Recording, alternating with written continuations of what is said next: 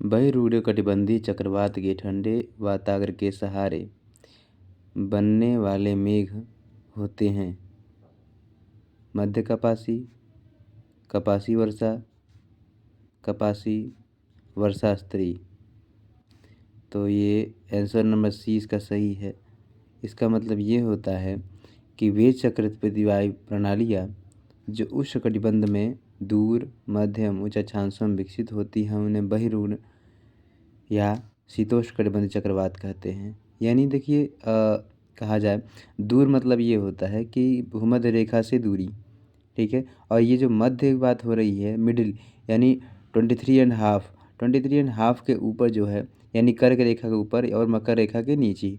और यहाँ पे जो लिखा हुआ है उच्च अक्षांशों में विकसित है। उच्च अक्षांशों मतलब क्या होता है, जैसे 23.5 है और 50 के ऊपर आप जाते हैं, तो 50 के ऊपर जैसे ही आप जाएंगे तो ये उच्च अक्षांश हो जाएगा, क्योंकि विषुवत रेखा जो होती है वो 0 डिग्री पे होती है। फिर 1, फिर 2, फिर 3, फिर 4 ऐसे करेंगे आप तो उच्च अक्षांशों की तरफ जाएंगे में विकसित होती है।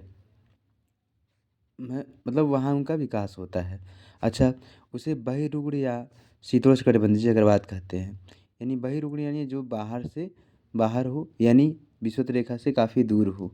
अच्छा, मध्य तथा उच्च अक्षांशों में जिस क्षेत्र से ये गुजरते हैं वहाँ मौसम संबंधी अवस्थाओं में अचानक तेज़ी से बदलाव होता है। कहने का मतलब ये है मध्य तथा उच्च अक्षांशों में जिस क्षेत्र में ये गुजरते हैं, यानी अगर बात करते हैं इन क्षेत्रों की, यानी मध्य में, उच्च अक्षांशों में क्या होता है, जिन क्षेत्रों से ये गुजरते हैं, यानी ये जो चक्रवात है जहाँ जहाँ से होकर निकलेगा वहाँ वहाँ पे क्या होगा कि वहाँ वहाँ मौसम संबंधी